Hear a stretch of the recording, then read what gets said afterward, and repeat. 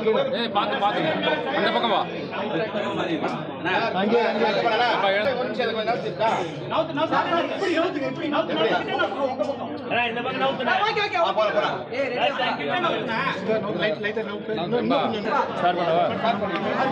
வந்திருக்க பிரஸ் எல்லாருக்கும் வணக்கம்.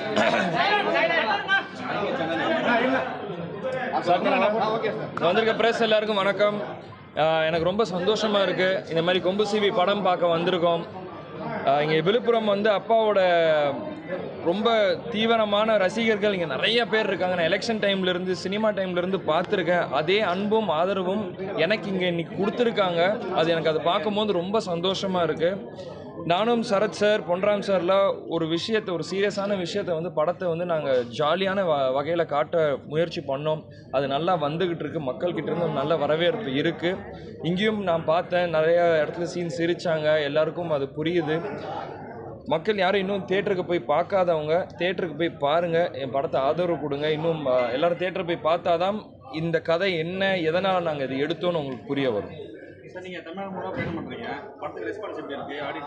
படத்துக்கு நல்ல ரெஸ்பான்ஸ் இருக்குது. ஆடியன்ஸ் நிறைய பேருக்கு வந்து ரொம்ப பிடிச்சிருக்கு படம். சில பேர் வந்து கேட்டாங்க, ஏன் கஞ்சாவை வந்து டைரெக்டாக காட்டுறீங்கன்ட்டு.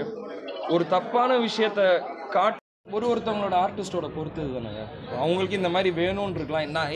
இப்போ எனக்கு வந்து கதை நல்லா இருந்தால் மக்கள் பார்க்க போகிறாங்க, அவ்வளோதான். அந்த கதையை நீங்கள் எப்படி மக்களுக்கு கொடுக்குறீங்களோ அதுக்கேற்ற மாதிரி படம் ஓட போகுது.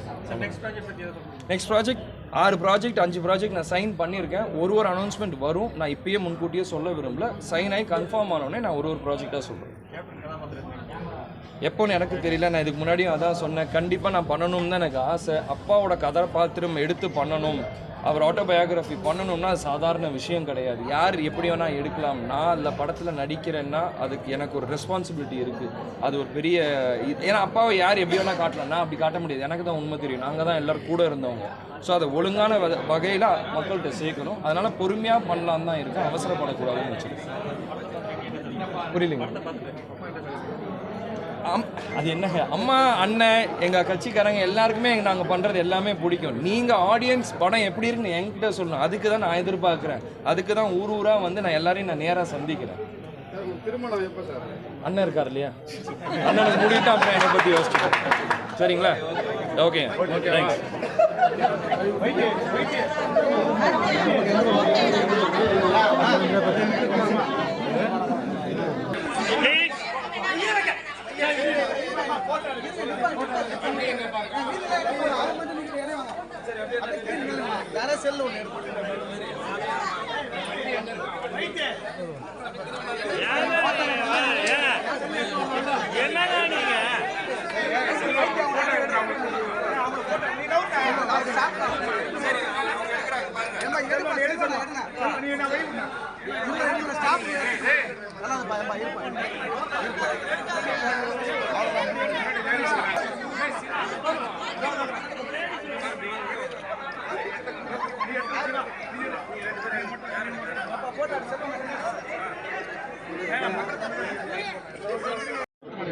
புரியல.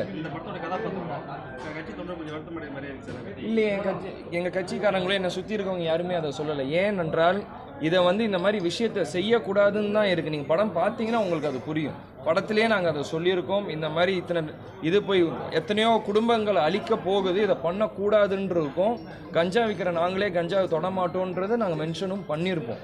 ஸோ இது வந்து நான் தான் சொல்கிறேன் இல்லையா, இந்த மாதிரி விஷயத்தை நம்ம காமிச்சா மட்டும்தான் மக்களுக்கு தெரிய வரும். அது எதுவுமே வெறும் வாய் வார்த்தையாகவே சொல்லிட்டு இருந்தால் யாருக்கும் புரியாது. அதுக்கு தான் இந்த மாதிரியான இது எடுத்தது. சார், இந்த காலகட்டத்தில் இருக்கிற நடிகர்கள் வந்து தங்களுடைய முதல்வராக வந்து எல்லா படத்துலையும் வந்து காட்டிக்கிறாங்க. அரசியல் ரீதியான படங்களை வந்து மையப்படுத்தி பண்ணிட்டு இருக்காங்க.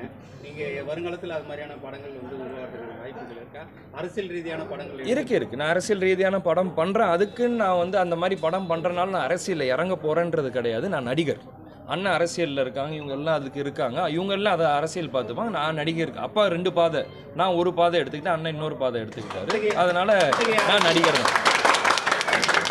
அத்தகைய அரசியல் எப்படி இருக்கணும்னு நீங்க புரியலைங்க. அத்தகைய அரசியல் நீங்க எதிர்பார்க்கக்கூடிய அரசியல் அது அண்ணனை நீங்க கேட்க வேண்டிய கேள்வி. நான் சினிமாவை பத்தி நீங்க என்ன கேள்வி கேளுங்க, எல்லாத்துக்கும் நான் பதில் சொல்றேன். சினிமாவில் எப்படியான நடிகை ஒரு அரசியலுக்கு இப்படிதான் அரசியல் இருக்கணும், அடுத்த நாகரிகமான ஒரு அரசியல் இருக்கணும்னு அடுத்த தலைமுறைக்கு ஒரு கொண்டு செல்லக்கூடிய ஒரு நான் அதுதான் சொல்றேன் நடிகருக்கு இருக்கு. ஆமா, அத மாதிரி அதுக்கு அந்த பார்வையில நான் அதுதான் சொல்றேன். மக்களுக்கு வந்து எந்த தப்பான இதை காட்டக்கூடாது, கரெக்டான நியூஸை கொடுத்தாலே போதும். இது அரசியலுக்குன்ற கிடையாது, எந்த ஒரு விஷயமா இருந்தாலுமே நீங்க மக்களுக்கு சரியான வகையில காட்டணும். அதுதான் ஒரு சினிமா மூலியமா நான் கொடுக்கணும்னு நான் நினைக்கிறேன். அதுதான் ஜாதி ரீதியான படங்கள் பார்த்தா தொடர்ந்து அதிகமாக வந்துட்டு இருக்குது. அது எப்படி பாருங்க?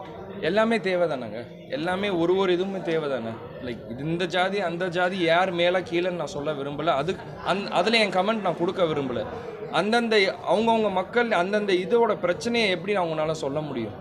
படத்து மூலியமாக தான் சொல்கிறாங்க. அதுக்கு ஏற்ற டேரக்டர்ஸ் அந்தந்த மாதிரி படம் எடுக்கிறாங்க. அதனால் நம்மளுக்கு இது பண்ணுறதுக்கு ஒன்றும் இல்லை. இப்போ நான் இந்த படம் பண்ணியிருக்கேன், இது கூட தான் நீங்கள் இத்தனை பேர் நீங்கள் ஒன்று கேட்குறீங்க. இந்த மாதிரி விஷயத்தை வெளியே வச்சாதான் மக்களுக்கு தெரிய வருது இந்த மாதிரி ஒன்று நடக்குதுன்ட்டு. அதனால் அந்தந்த மாதிரி படம் வருது. சினிமா துறையில் சார், சினிமா துறையில் பார்த்தீங்கன்னா திமுகவோட இவங்க தனிப்பிச்சர் ஆதிக்கம் வந்து அதிகமாக இருக்குன்னு சொல்கிறாங்க. அது எப்படி இருக்குது? இல்லைங்க, எனக்கு அந்த மாதிரிலாம் எதுவும் தெரியல. நான் அதுதான் சொல்கிறேன்ல, நீங்கள் எல்லாமே பாலிடிக்ஸாக பார்க்குறீங்கன்னா எல்லாத்தையும் சினிமாவாக பார்க்குறேன், அவ்வளோதான் வித்தியாசம். எல்லாமே பாலிடிக்ஸாக பார்த்தா எல்லாமே தப்பான கண்ணோட்டத்தில் தான் இருக்கும். இப்போ நீங்கள் இவ்வளோ பேர் இருக்கீங்க, நீங்கள் எல்லாருமே ஒரு பாலிட்டிக்கல், சன் டிவி இருக்குது, ஜெயா டிவி இருக்குது, எல்லாம் இருக்குது. நான் இவங்களுக்கு பதில் சொல்ல மாட்டேன், அவங்களுக்கு பதில் சொல்ல மாட்டேன்னு சொல்ல முடியாது இல்லையா? நான் சினிமாக்காரனாக வந்திருக்கேன், சினிமாக்காரனாக எல்லாருக்கும் பதில் சொல்லலாம். அப்படிதான் பல முன்னணி நடிகர்கள் வந்து இன்னைக்கு பீக்ல இருக்க நேரத்தில் நீங்கள் இப்போ சினிமாவில் இருக்கிறீங்க. நான் சினிமாவில் 13 வந்துட்டேன். இப்போ நான் இறங்கல, அப்போவே வந்துட்டேன். நான் மக்கள் மத்தியில் எவ்வளோ வரும்? நல்லா தான் இருக்குது. அப்பா இருக்கும் போதோட இப்போ வந்து எனக்கு அப்பாவை நிறைய பேர் மிஸ் பண்ணுறாங்க. அப்பாவை பார்க்க முடியாத இடத்துல என்ன பார்க்குறாங்க, மக்கள் அந்த இடத்துல சந்தோஷப்பட்டுக்கிறாங்க. புரியலைங்க. இல்லைங்க, எனக்கு தெரிஞ்ச அந்த மாதிரி எதுவும் இல்லை. என்னை பொறுத்த வரைக்கும் இது வரைக்கும் எனக்கு அந்த மாதிரி நான் பார்த்த இடத்துல எனக்கு எதுவும் அந்த மாதிரி தெரியல. ஒரு நல்ல ஆக்டருக்கு ஒரு சான்ஸ் கிடைக்குதுன்னா சாதியோ மதமோ அதில் அங்கே எங்கேயுமே கிடையாது. நல்ல ஆக்டர், நல்ல ப்ரொடியூசர், நல்ல டைரக்டர், யார் யாருக்கு என்ன தேவைப்படுதோ அவங்க எடுத்து ஆக்ட் பண்ணிக்கிறாங்க. அது நான் ஃபர்ஸ்ட் சினிமாவில் ஒரு நல்ல நிலைமையில வந்து இருந்தேன், அதுக்கப்புறம் அரசியலை பற்றி நான் யோசிச்சுக்கிறேன். அப்படின்லாம் அவசியம் கிடையாது. ஆமாம் ஆமாம், கரெக்ட். அப்பா பண்ணீங்களா?